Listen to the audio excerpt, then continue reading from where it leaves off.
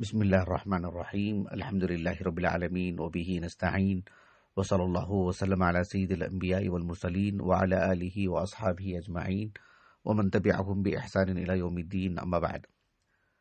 درس صحیح بخاری کی سلسلہ وار یہ پہلی نشست ہے۔ اللہ سبحانہ وتعالی اس سلسلہ کو مبارک بنائے، میمون بنائے، اللہ رب العالمین کی قربت اور اللہ سبحانہ وتعالی کی رضا کے حصول کا ذریعہ بنائے، اور اللہ سبحانہ وتعالی اس کو ہمارے حسنات میں شمار فرمائے، ہمارے سیئات کے لیے کفارہ کر دے۔ درس صحیح بخاری یا شرح صحیح بخاری اس سلسلے میں چونکہ یہ پہلی مجلس ہے، پہلی نشست ہے، کچھ ضروری وضاحتیں یعنی اس مجلس سے جڑے ہوئے افراد کے لیے ضروری ہیں۔ ایک بات تو یہ ہے کہ اللہ سبحانہ وتعالی کے فضل و کرم سے چونکہ بطور کتاب صحیح بخاری اس سے ایک عرصے سے لگاؤ اور اس کو پڑھنا پڑھانا اور اس سے ایک تعلق رہا ہے اللہ سبحانہ وتعالی کے فضل و کرم سے، بالخصوص جنوب ہند کی عظیم دینی درسگاہ جامعہ محمدیہ منصورہ بنگلور ایک منظم اور ایک عمدہ ادارہ ہے۔ اللہ رب العالمین کے فضل و کرم سے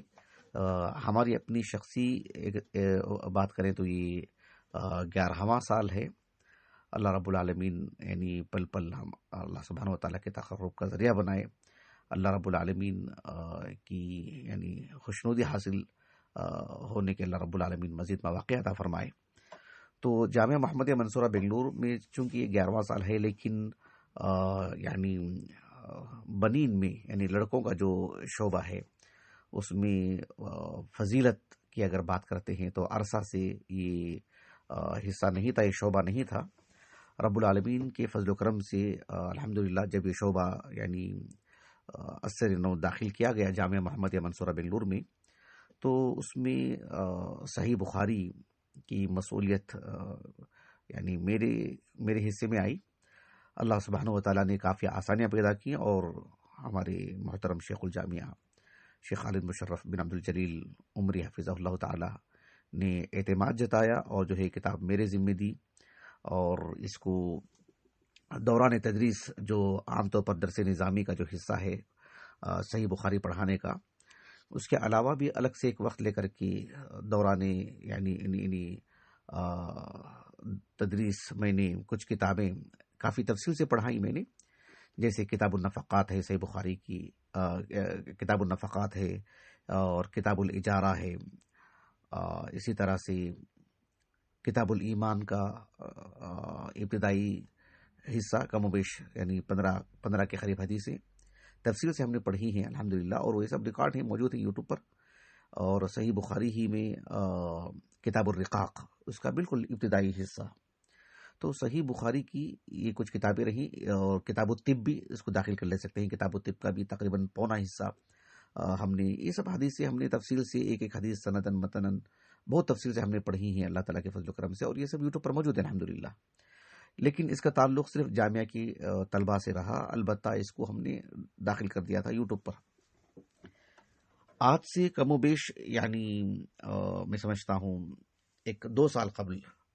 1444 ہجری 27 سفر کی بات ہے، سفر کی 27 تاریخ اور 1444 ہجری شمسی اعتبار سے اگر دیکھا جائے تو یعنی سپتمبر کا مہینہ 2022 تاریخ غالباً میں سمجھتا ہوں 27 کے آس پاس رہی ہے، اتوار کا دن باضابطہ درس صحیح بخاری کے نام پر ہم نے ایک واٹس ایپ گروپ بنایا تھا،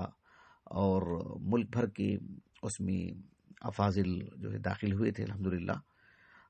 لیکن وہ ہم نے اپنی ثوابدید پر یا اپنی خواہش پر ہم نے اس گروپ کو قائم کیا تھا، اور اس میں اچھی خاصی تعداد میں افراد موجود تھے، لیکن اس میں جس طرح کی سنجیدگی کی ضرورت تھی اور جس طرح کا تسلسل کا وہ متقاضی تھا وہ گروپ وہ نہیں ہو پایا۔ کم و بیش 4.5 مہینے تک وہ جو ہے کلاس چلتی رہی، اور بالآخر 1444 ہجری اسی سال رجب کے مہینے میں سمجھتا ہوں غالباً 11 رجب کی تاریخ تھی، وہ 11 تاریخ رجب کا مہینہ، اور 2023 فروری کا مہینہ تھا، میں سمجھتا ہوں 2-3 تاریخ رہی ہوگی بالکل آغاز میں۔ 4.5 ماہ کی مدت کے بعد وہ بہرحال وہ گروپ کا عدم قرار دے دیا گیا اور جو ہے کلاس آگے نہیں بڑھ پائی. اس کا بہت افسوس رہا مجھے. لیکن وہ تھی ہماری اپنی خواہش پر، ہماری اپنی ثوابدید پر. ہم نے جو ہے ترغیب دلایا تھا لوگوں کو، لوگوں سے مراد یعنی فارغین مدارس کو. بالآخر ایسا ہوا کہ جو ہے ہمارے اپنے واٹس ایپ گروپ پہ جب لوگوں کی کچھ سوالات آتے رہتے ہیں تو میں نے ایک آدھ جانب اس طرح کا اشارہ کیا کہ جو ہے یہ جو سوال آیا ہوا ہے امام بخاری رحمہ اللہ ترجمۃ الباب میں ایک مسئلہ ایسا ذکر کیا ہے گویا کہ وہ اس سوال کا جواب ہے. تو اس طرح کی جب ایک سے دو تین سوالات سے متعلق میں نے نشاندہی کی واٹس ایپ گروپ میں، تو پھر جو فارغین مدارس کا جو یعنی جو ایک معتدل عدد ہے اس میں، تو ان کی طرف سے یہ بات آنے لگی کہ جو ہے کسی طور پر بھی درس صحیح بخاری کا آغاز ہونا چاہیے، اس کو پڑھنا چاہیے. لیکن چونکہ ایک طرح کا مجھے صدمہ تھا جو صحیح بخاری کا جو یعنی جو نشستیں تھیں وہ ختم ہو گئی وہ، تو میں آگے بڑھ نہیں پا رہا تھا. اور یہ اصرار مسلسل تھا ہی، اور تقریباً 2 ماہ تک جو ہے مشورے ہوتے رہے واٹس ایپ گروپ پر ہی، اور اصرار تھا کہ جو ہے کسی طور پر بھی یہ ہو. بالآخر میں رب العالمین سے استخارہ کیا، اور میں نے میری عزیز اہلیہ جو بہت ہی میری یعنی علم دوست ہیں، خانگی امور میں تو ہیں ہی سب خواتین کی طرح، لیکن خصوصیت کے ساتھ یعنی میرے ہر کام میں جو میرا پڑھنا پڑھانا ہے، میری تدریس ہے، میری تحریریں لکھنا ہو، یا مکتبے میں کتابوں سے متعلق کوئی بات ہو، یعنی علمی اعتبار سے کوئی ایسا یعنی پل ہے ہی نہیں جس میں میں ان سے ہو کر کے نہ گزرتا ہوں. تو ان سے مشورہ کرتا ہی ہوں، اور اللہ تعالیٰ کے فضل و کرم سے بہت عمدہ مشورہ اور بہت خصوصی طور پر ان کا تعاون رہتا ہے. تو میں نے ان سے مشورہ کیا، تو اس میں بھی کافی تقریباً 15 دن لگ گئے. بالآخر اللہ سبحانہ و تعالیٰ کے فضل و کرم سے درس صحیح بخاری کا اب آغاز ہونے جا رہا ہے. آج یعنی 1447 ہجری ذوالقعدہ کی 12 تاریخ ہے، اور یعنی 2025 مئی کا مہینہ ہے، 11 مئی بروز اتوار. تو بہرحال اللہ سبحانہ و تعالیٰ کے فضل و کرم سے آج سرے سے یعنی ایک گویا کہ ہمارا ایک واٹس ایپ کی دنیا میں ایک مدرسہ جو تھا جو کسی وجہ سے چل نہیں پایا، آج اللہ رب العالمین کے فضل و کرم سے دوبارہ اس کا آغاز ہو رہا ہے. تو میں مناسب سمجھتا ہوں کہ یعنی شرح صحیح بخاری یا درس صحیح بخاری، اس کی نوعیت کیا ہوگی، اس کا طریقہ کیا ہوگا، تاکہ بات سمجھنے میں آسانی ہو. میں نے واٹس ایپ گروپ میں بھی بار بار اس بات کو سامنے رکھا ہے اور سمجھایا ہے کہ درس صحیح بخاری یہ میرے لیے کافی مشکل ہے کہ جو ہے یعنی آغاز سے ایک ایک حدیث لے کر کے پڑھیں، اور اس کی سند متن سب اعتبار سے پڑھیں. ظاہر بات ہے ہفتے میں ایک دن اس کا درس ہوگا، اور پھر اس طرح کی تفصیل اور شرح میرے لیے مشکل ہے. تو میں نے ایک طریقہ یہ اختیار کیا کہ واٹس ایپ گروپ میں جو لوگوں کے سوالات آتے رہتے ہیں، کچھ سوالات ایسے بھی ہوتے ہیں، کچھ کیا بیشتر بڑی تعداد میں، اس لیے کہ صحیح بخاری گویا کہ تقریباً یعنی اس میں 80% کے قریب جو ہے دین موجود ہے الحمدللہ. مسائل کی جو امام بخاری نے جو ذکر کیا ہے اس نقطۂ نظر سے، احادیث کی اگر بات کریں تو اس میں سے اور بھی مسائل اہل علم نے بیان کی ہیں، لیکن جو امام بخاری نے بذات خود بیان کیے رحمہ اللہ تعالی. تو اگر کسی کا سوال آتا ہے تو اور اس سوال سے متعلق مسئلۃ الباب کے طور پر امام بخاری رحمہ اللہ اگر ترجمۃ الباب میں اس مسئلے کا ذکر امام بخاری رحمہ اللہ نے اگر کیا ہو، تو ہم براہ راست اس ترجمۃ الباب کو لیں گے انشاءاللہ تعالی. اس ترجمۃ الباب کی میں وضاحت کروں گا، اور پھر امام بخاری رحمہ اللہ نے اس ترجمۃ الباب کے تحت جو مرفوع حدیث لائے ہیں، یا اس سلسلے میں جو آیات کریمہ یا کوئی اہل علم کے فتاوی معلق روایت وغیرہ اور مرفوع روایت بھی، تو پھر امام بخاری رحمہ اللہ نے جو حدیث لے کر کے آئے ہیں اس حدیث کی سند متن، اور پھر چونکہ ہم صحیح بخاری پڑھ رہے ہیں تو اس حدیث کو ہم پڑھ تو رہے ہیں، لیکن چونکہ ہم صحیح بخاری ایک کتاب پڑھ رہے ہیں، تو ایک مؤلف کا جو منہج ہوتا ہے، ایک طریقہ کار ہوتا ہے، ہم اس سے بھی واقف ہوں. تو امام بخاری رحمہ اللہ کا جو طریقہ ہوگا اس کو بھی جو ہے مطلب تطبیقی اعتبار سے ہم اس کو پڑھیں گے کہ امام بخاری رحمہ اللہ نے اس حدیث کو صحیح بخاری میں کہاں کہاں لے کر آئے ہیں، کس سند سے لے کر کے آئے ہیں، اس کے طرق پر بھی گفتگو ہوگی انشاءاللہ تعالی. اور پھر امام بخاری رحمہ اللہ گویا کہ متعدد کتابوں میں لائے ہیں تو کیا کیا مسائل بیان کیے ہیں. یہ بات ضرور ہے کہ جو ہے یعنی اولیت اسی کو ہوگی کہ جو سوال آیا ہے واٹس ایپ گروپ میں، اس سے متعلق امام بخاری کا کیا جواب ہے رحمہ اللہ تعالیٰ، یعنی مسألۃ الباب کے تحت اس کو ہم واضح کریں گے اس حدیث سے، اور پھر دیگر خود امام بخاری رحمہ اللہ نے جو مسائل بیان کی ہیں اپنے صحیح میں، یا دیگر ائمہ حدیث نے جو اپنے اپنی کتب احادیث میں اس حدیث کو لا کر کے کیا مسائل مصنف فرمائے ہیں، یا شارحین حدیث نے کیا مسائل ذکر فرمائے ہیں، دور جدید کے علماء نے اس حدیث سے کیا، تو تفصیل سے ہم اس حدیث کو پڑھ لیتے ہیں انشاءاللہ تعالی. لیکن ہم بہرحال اس سوال کا جو جواب ترجمۃ الباب کی شکل میں صحیح بخاری میں موجود ہے، ہم اس حدیث کو لیتے ہیں، وہ حدیث قطع نظر کسی بھی کتاب میں ہو، جس طرح کی ابھی جو ہے یعنی واٹس ایپ گروپ میں ایک سوال آیا تھا کہ جو ہے ایک یعنی کیا کہتے ہیں، ایک لڑکی سے متعلق جو کافی بہرحال یعنی متاثر ہے، بیمار ہے، اور اس کو آئی سی یو میں رکھا گیا ہے، اور پھر اس کی جو صورتحال سامنے بیان کی گئی ہے سوال میں کہ جو ہے اس کی نمازوں سے متعلق بھی بات ہے، اور اس کا نمازوں سے متعلق یہ بھی ہے کہ جو ہے وہ کیا یعنی جمع بین صلاتین کر سکتی ہے. پھر اسی طرح سے اس کی یعنی طہارت کا مسئلہ ہے، وضو کا یا تیمم کا، پانی کا استعمال یا پانی کا استعمال اس کے لیے مضر ہے، اور اسی طرح سے یعنی تیمم کی بھی اس کے پاس کوئی صورت نہیں ہے اس کے سامنے، یعنی مٹی بھی اس کے پاس موجود نہیں ہے، ایسی صورتحال کا سامنا ہوا ہے، اس کی نمازوں کا کیا ہوگا، کس طرح سے نماز عطا کرے گی. یہ سوال آیا تھا گروپ میں، اور اسی سوال کو لے کر کے ہم نے اس طرح سے بات رکھی تھی کہ امام بخاری رحمہ اللہ نے اس جانب اشارہ کیا ہے اپنی الصحیح میں ترجمۃ الباب قائم کر کے کتاب التیمم میں، تو جس کی وضاحت میں آگے کروں گا انشاءاللہ تعالی. تو اسی طرح سے آگے جو سوالات آئیں گے انہی سوالات کی روشنی میں اگر سوال آتا ہے تو کسی کا اور ترجمۃ الباب امام بخاری رحمہ اللہ کی اس مناسبت سے ہے، تو پھر انشاءاللہ تعالی یہی سلسلہ رہے گا. اللہ تعالیٰ اس پہ آسانی فرمائے، اور اللہ رب العالمین یعنی اس سلسلے کو مبارک بنائے. اللہ تعالیٰ بہترین وسائل عطا فرمائے، وقت میں برکت عطا فرمائے،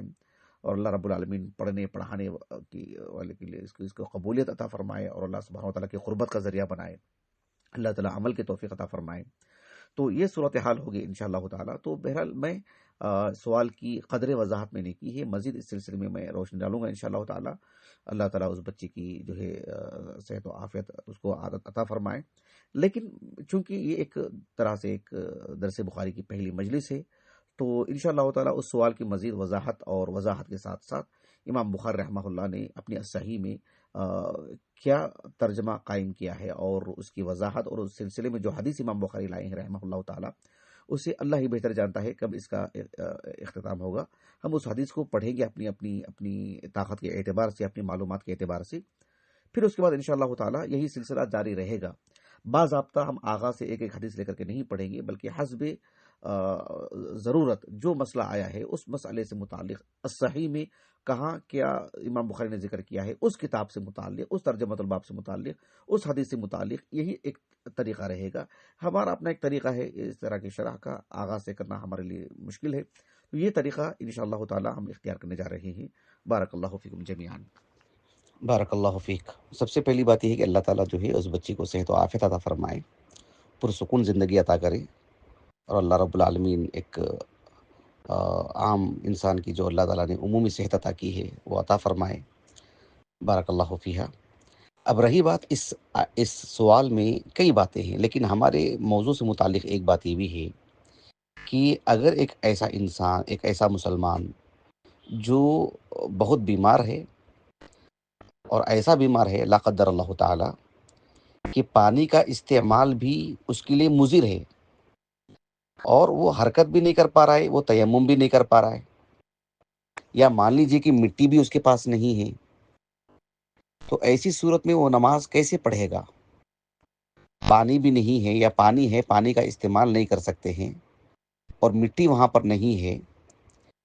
اور حرکت بھی نہیں ہو پا رہی ہے کہ جو ہے یعنی تیمم کر سکے، تو ایسی صورت میں اس مسلمان کی نماز کا کیا حکم ہے؟ کیا بغیر وضو کے، بغیر تیمم کے بھی اس کو نماز پڑھنے کی کوئی گنجائش ہے اسلام میں؟ یہ ایک مسئلہ آتا ہے. اس سلسلے میں محدثین کے مابین امام بخاری رحمہ اللہ نے اس مسئلے کا حل بتایا ہے. یہ آڈیو سن لیجیے، اس کے بعد میں آپ کو نشاندہی کرتا ہوں انشاءاللہ تعالی، آپ وہاں تک پہنچ جائیے۔ اسی میں بتا دیتا ہوں، صحیح بخاری کی جو کتاب التیمم ہے، یعنی حدیث نمبر 336 وہ نکال لیجیے، وہ اپنے سامنے رکھیے تاکہ بات سمجھانے میں آسانی ہو۔ بارک اللہ فیکم۔ یہ جو صحیح بخاری کی کتاب ہے، کتاب التیمم، کتاب التیمم کا جو دوسرا باب ہے، امام بخاری رحمہ اللہ نے بہت ہی انوکھا باب قائم کیا ہے۔ باب کیا ہے؟ باب اذا لم یجد ماء ولا ترابا، یعنی اذا لم یجد ماء ولا ترابا، ایک مسلمان کو نماز پڑھنے کے لیے جو طہارت شرط ہے، ایسے میں اس نے نہ، اس کے پاس نہ پانی ہے اور نہ ہی مٹی ہے، تراب ہے، ایسی صورت میں وہ کیا کرے گا؟ نماز کیسے پڑھے گا؟ امام بخاری رحمہ اللہ نے بہت عمدگی سے اس مسئلے کو حل کیا ہے۔ البتہ یہ جو حدیث نمبر ہے 336 جو اس باب کے تحت ہے، حدیث تو ہم کو وہ پڑھنا ہے انشاءاللہ تعالی، لیکن اس حدیث کو امام بخاری رحمہ اللہ تقریباً 12-13 مقامات پر لائے ہیں صحیح بخاری میں، اس ایک حدیث کو، اور الگ الگ کتابوں میں لائے ہیں۔ کتاب التیمم میں لائے ہیں، کتاب فضائل الصحابہ میں لائے ہیں، کتاب کتاب النکاح میں لے کر آئے ہیں، اور اسی طرح سے کتاب اللباس میں، اور حیرانی کی بات یہ ہے کہ کتاب الحدود میں، اور یہاں پر کتاب التیمم میں،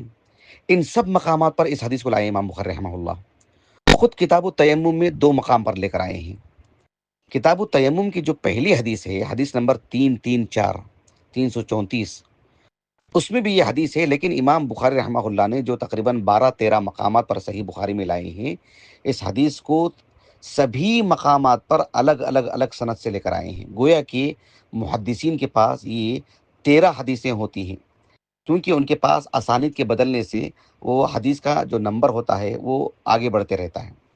تو اس اعتبار سے یہ حدیث جو ہے صحیح بخاری میں مقررات میں شمار ہوتی ہے، لیکن اصل کے اعتبار سے یہ 13 حدیثیں ہیں، گویا کہ 13 اسانید سے لے کر آئے امام بخاری رحمہ اللہ۔ لیکن جو باب یہاں پر قائم کی ہیں، اذا لم یجد ماء ولا ترابا، ایک ایسا مسلمان جس کے پاس نہ پانی ہے نہ مٹی ہے، وہ نماز کا اگر وقت ہو جائے تو نماز کیسے پڑھے گا؟ کیا نماز اسی حالت میں پڑھ لے گا؟ تو اس باب کے تحت جو حدیث لائے امام بخاری رحمہ اللہ، اس حدیث میں ساری باتیں نہیں ہیں اس قصے کی، جو کہ اس کتاب کی پہلی حدیث میں امام بخاری رحمہ اللہ جو حدیث لائے ہیں، وہی حدیث دوسری سند سے، لیکن اس میں تفصیل ہے۔ تو انشاءاللہ تعالی حدیث ہم 334 والی پڑھیں گے، تو سبھی جو فاضلات ہیں، جو کتاب کی شکل میں ہو، پی ڈی ایف کی شکل میں ہو، یا شاملہ کی شکل میں، جو بھی آپ کے پاس فارمیٹ ہے، میسر ہے، کتابی شکل ہو تو بہت اچھی بات ہے، الحمدللہ۔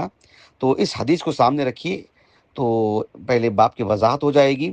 اس کے بعد انشاءاللہ تعالی اس حدیث کو پہلے سند پڑھیں گے، سند سے متعلق کچھ باتیں بتاؤں گا، اس کے بعد جو واقعہ ہے اس واقعے کو تفصیل سے میں آپ کو سمجھاؤں گا انشاءاللہ، ایک ایک نقطہ، اس میں جو باب سے متعلق بات ہے وہ بھی سمجھاؤں گا انشاءاللہ، اور اس حدیث سے امام بخاری جو 13 مقامات پر لا کر کے 13 مسائل جو الگ الگ بتائے ہیں، وہ مسائل بھی میں انشاءاللہ ضمناً بتاؤں گا، اور اس کے علاوہ بھی بہت سارے مسائل ضمناً اس میں بتاؤں گا، جس سے فائدہ یہ ہوگا کہ صحیح بخاری کی کسی بھی حدیث کو پڑھنے کا طریقہ اور نہج آپ کو مل جائے گا انشاءاللہ۔ بارک اللہ فیکم۔ تو کتاب التیمم کا جو دوسرا باب ہے ہم کو وہ پڑھنا ہے، لیکن حدیث چونکہ امام بخاری رحمہ اللہ نے کتاب التیمم کے آغاز میں لے آئے ہیں، تو ہم سب سے پہلے اسی حدیث کو پڑھتے ہیں انشاءاللہ تعالی۔ یہاں پر ایک مسئلہ ہے جسے انشاءاللہ میں آگے حل کروں گا، آگے بتاؤں گا انشاءاللہ۔ یہاں بس اشارہ کر دیتا ہوں کہ کتاب التیمم کا جو آغاز امام بخاری نے کیا ہے رحمہ اللہ، اور کہا کہ باب قول اللہ تعالی، یعنی وقول اللہ تعالی فلم تجدوا ماء فتیمموا صعیدا طیبا فامسحوا بوجوہکم وایدیکم منہ پہ ذرا دھیان دیجیے۔ میں دھیان دینے کے لیے کیوں کہہ رہا ہوں؟ اس لیے کہہ رہا ہوں کہ جب ہم کہتے ہیں نا آیت التیمم یا آیت الوضو، تو اس سلسلے میں علماء کے مابین اختلاف ہے کہ کون سی آیت مراد ہے۔ کیا آیت التیمم جب کہتے ہیں یہ آیت الوضو جب کہتے ہیں تو کیا وہ سورۃ النساء کی آیت نمبر 43 یعنی 40/3 کیا وہ آیت مراد ہے؟ اس میں اللہ تعالیٰ نے کہا یا ایہا الذین آمنوا لا تقربوا الصلاة وانتم سکارى حتى تعلموا ما تقولون ولا جنبا الا عابري سبيل حتى تغتسلوا وان كنتم مرضى او على سفر او جاء احد منكم من الغائط او لامستم النساء فلم تجدوا ماء فتيمموا صعيدا طيبا فامسحوا بوجوهكم وأيديكم. سورة النساء میں وأيديكم منہ نہیں ہے. ان اللہ کان عفوا غفورا. تو اہل علم کے مابین جب آیت التیمم یا آیت الوضو کہتے ہیں تو کیا یہ سورۃ النساء کی آیت نمبر 40/3 مراد ہے یا سورۃ المائدہ کی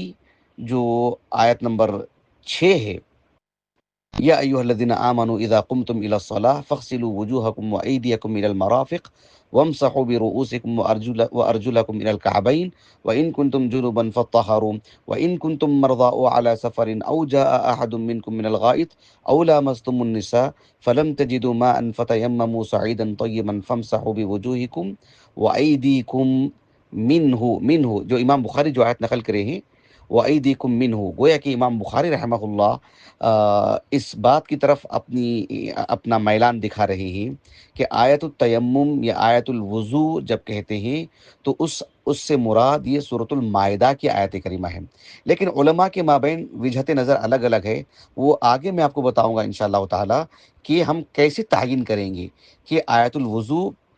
یا آیت التیمم جب کہتے ہیں تو اس سے مراد سورۃ النساء کی وہ آیت کریمہ ہے یا سورۃ المائدہ کی آیت کریمہ ہے. کیسے تعین ہوگی اس کی؟ اور ام المومنین عائشہ رضی اللہ عنہا جو صاحب واقعہ ہیں، آپ نے کہا کہ آیت التیمم نازل ہوئی تو آپ کو کون سی آیت کریمہ مقصود تھی، سورۃ النساء کی یا سورۃ المائدہ کی؟ اس سلسلے میں انشاءاللہ ہم بتائیں گے. اور اس میں امام بخاری رحمہ اللہ کی جو قوت ہے، جو گہری نگاہ ہے امام بخاری کی رحمہ اللہ، وہ بھی یہاں پر واضح ہوگی، جس پر انشاءاللہ میں آگے گفتگو کروں گا جب ہم حدیث پڑھیں گے، جس میں ام المومنین عائشہ کہتی ہیں رضی اللہ عنہا کہ اللہ تعالیٰ نے آیت التیمم نازل کیا. کیونکہ باب کا آغاز اس آیت کریمہ سے ہو رہا ہے تو وہ اس جانب جو ہے میں آپ کو توجہ دلا رہا تھا کہ اس پر ہم آگے گفتگو کریں گے انشاءاللہ. پہلے آپ اس آڈیو کو سن لیجئے. بارک اللہ فیکم. محترم فاضلات، آج کے درس سے متعلق ایک آخری بات، پھر انشاءاللہ آنے والے درس میں گفتگو ہوگی آنے والے اتوار کو. تو امام بخاری رحمہ اللہ نے کتاب التیمم کا جو آغاز کیا ہے ایک آیت کریمہ سے کہ فلم تجدوا ماء فتیمموا صعیدا طیبا فامسحوا بوجوہکم وایدیکم منہ. امام بخاری رحمہ اللہ نے صحیح بخاری میں تقریباً 100 کے قریب کتابیں ترتیب دی ہیں. کتاب بدء الوحی، کتاب الایمان، کتاب العلم، کتاب الوضو، اور کتاب الصلاۃ، زکاة، کتاب الصید، کتاب الذبائح، کتاب الادب، کتاب التوحید، 100 کے قریب کتابیں. امام بخاری رحمہ اللہ کا ایک عمدہ طریقہ یہ ہے کہ آپ نے اکثر دیکھا ہوگا نا کہ جو خطبہ، مدرسین یا کچھ تحریر لکھنے والے کسی بھی موضوع پر سب سے پہلے اصل العلم یعنی اصل العلم قرآن کی ایک آیت نقل کرتے ہیں، پھر اس کے بعد اس موضوع کو سمجھاتے ہیں. تو یہ امام بخاری رحمہ اللہ گویا کہ اس میدان کے یعنی میں سربراہی کی ہے آپ نے. اس میدان کے مطلب یعنی ایک قابل تقلید، قابل نمونہ عالم ہیں آپ. ہر کتاب کے آغاز میں